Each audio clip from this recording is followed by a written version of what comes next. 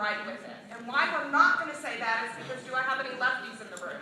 Yes, a lot of lefties in the room. Not everybody is right-handed. So it's really important that when we talk about our right and left hand, we're not talking about which hand we write with. When we talk about our right hand, what we talk about is that it is our social hand.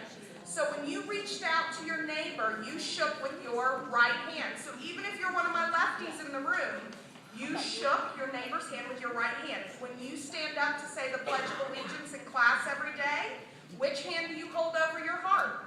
Your right hand.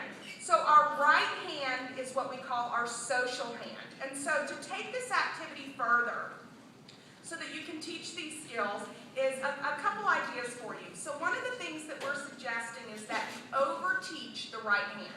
Oftentimes when people try and teach the right and left hand, they try to do it simultaneously, and for young children that can be really confusing.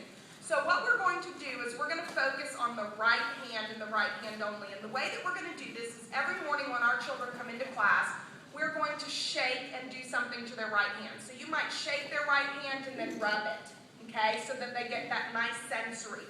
You might put a stamp that day on their right hand. You might put a sticker. I heard someone mention this before. I think it was Amber was talking about the smelly chapstick. You might put a dab of that on your right hand. One of my favorite things to do is to put a little dab of lotion, or you can put the antibacterial on their right thumb, and then have the children rub it into each finger, isolating each finger, and I'm going to talk about that, okay?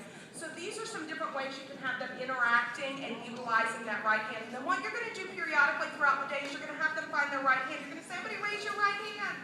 Everybody's going to raise their right hand. Everybody put their right hand on their head. You're going to do something. And if you do this for a couple of weeks, pretty soon what's going to happen is you're going to say to your class, where's your left? And guess what all the children are going to do? They're going to raise their left. And the reason they know it's their left is because they know this is their right. So what's left has got to be their left hand. So this is just a great activity. So whatever way that you choose to do it, I think you'll find a lot of success with it.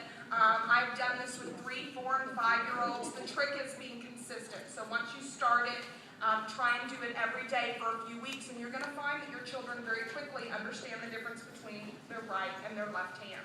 So that's the hello song. The next person I want to introduce you to is Matt Man. And Matt Man is really a pretty amazing